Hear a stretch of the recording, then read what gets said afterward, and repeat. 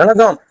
பழம்பெரும் நாடக நடிகர் திரு எஸ் வி சேகர் அவர்களுக்கு பணிவான வணக்கம். நீங்க யாருன்னு நான் சொல்றேன். உங்களுக்கு 75 வயசு ஆகுது. முதல்ல நாடகத்துல இருந்து சினிமாவுக்கு வந்தீங்க. சினிமாவில இருந்து அப்புறமா அரசியலுக்கு அஇஅதிமுக சார்பாக ஜெயலலிதா அம்மையார் இருக்கும் போகும்போது மயிலாப்பூர் தொகுதியில இரட்டை இலை சின்னத்துல எம்எல்ஏவா ஒரு பீரியட் இருந்தீங்க. அதற்கு பிறகு இந்திய தேசிய காங்கிரஸ் போனீங்க. அதுக்கு பிற்பாடு பாரதிய ஜனதா கட்சிக்கு வந்தீங்க.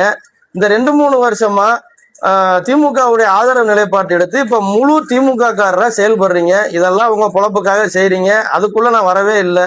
நான் முதல் சொல்லிடுறேன், 75 வயசு ஆகுது உங்களுக்கு. அதனால நீங்க மரகலண்ட மாதிரி பேசுறத தயவு செஞ்சு நிப்பாட்டிக்கிட்டீங்கன்னா உங்களுடைய குடும்பத்திற்கு இந்த பெண் பிள்ளைகளை பெற்றவங்களுடைய சாபம் கிடைக்காம இருக்கும். ஏன்னா இன்றைய உங்களை எஜமானர்களுக்கு விசுவாசமா இருக்கணுங்கிற ஒரே நோக்கத்துல ஒரு பத்திரிகை பேட்டி கொடுக்குறீங்க.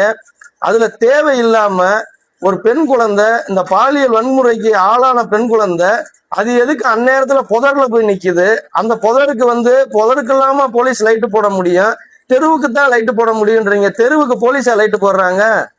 அது உங்களுக்கு தெரியுதா? என்ன பேசணும்? உங்க விசுவாசத்தை காட்டணும்னா நீங்க வேற எப்படி வேணாலும் பேசுங்க. என்ன பேசணும்னு தெரிஞ்சு பேசுங்க, சரிங்களா? இப்ப நீங்க விசுவாசத்தை காட்டி மட்டும் உங்களுக்கு என்ன கிடைச்சிருக்கு? கலைஞர் டிவியில ஒரு நாடகத்துல நடிக்கக்கூடிய வாய்ப்பு கிடைச்சிருக்கு. அதுவும் என்ன கேரக்டர்ல நடிக்கிறீங்க? வயசான 2-3 குழந்தைகளுக்கு தகப்பனான நீங்க ஒரு சின்ன பொண்ணை கல்யாணம் பண்ணிக்கிற மாதிரி ஒரு கேவலமான கேரக்டர்ல நடிக்கிறீங்க. அதே கேவலத்தை உங்க பேச்சிலையும் நீங்க காட்டுறீங்க.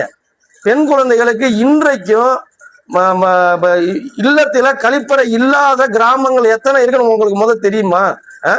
பாரத பிரதமர் அவர்கள் இந்த 12 ஆண்டு காலமாக தனது அக்காவாக, தங்கையாக, அன்னையாக, அத்தையாக, மகளாக நினைத்து ஒவ்வொரு பெண்களும் அந்த கொல்லைக்கு போறது எவ்வளவு சிரமம், மாதவிடாய் காலத்துல வீட்டை விட்டு இரவுல போறது எவ்வளவு சிரமம் உணர்ந்து இந்த நாடு பூரா எத்தனை லட்சம் கழிப்பறைகளை கட்டின பிறகும் இதே தமிழ்நாட்டுல இந்த ஒரு கொடுமைக்கு ஆளான அந்த என் தங்கச்சி வெளியே போகக்கூடிய சூழ்நிலை இந்த தமிழ்நாடு இருக்கு. அதை பத்தி நீ என்னைக்கெல்லாம் பேசிருக்கீங்களா? தேவையில்லாத பேச்சுக்களை தவிர்த்து உங்க வயசுக்கு ஏற்ற மாதிரி பேசி உங்களுடைய லாபங்களை எஜமானர்கள்ட்ட வாங்கிக்கங்க. இந்த மாதிரி பேச்சுகளை தவிர்த்தீங்கன்னா உங்க சந்ததிக்கு சாபம் கிடைக்காம நீங்க நல்லபடியா வாழ முடியும். நன்றி.